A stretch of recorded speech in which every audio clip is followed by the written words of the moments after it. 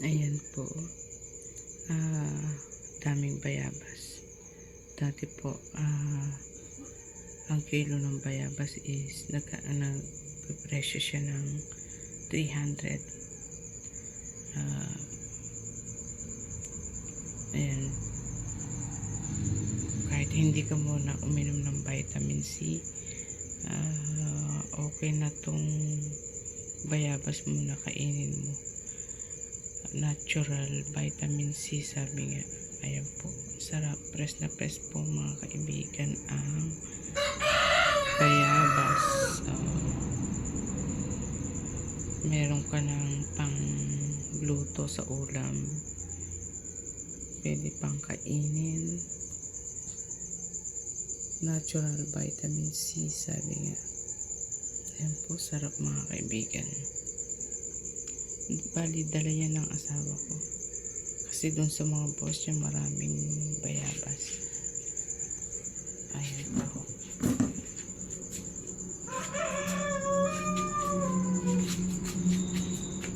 Tsaka meron pa siyang kamyas.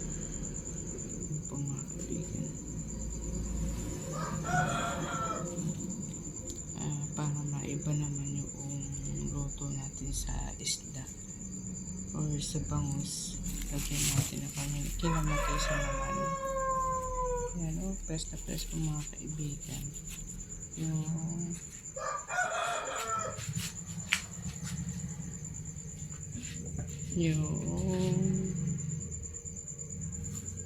bayabas at kamyas.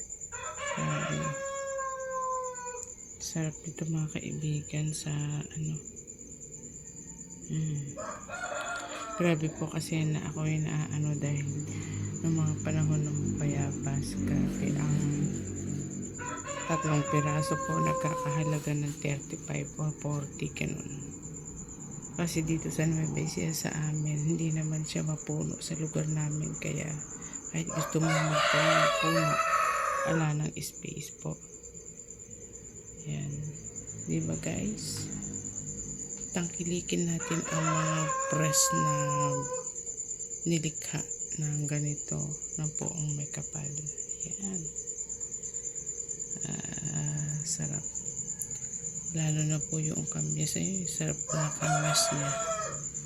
Yung aking alagang pusa na binabantayan po ako. Ayan. So, yun lang po. Salamat po. Enjoy watching guys.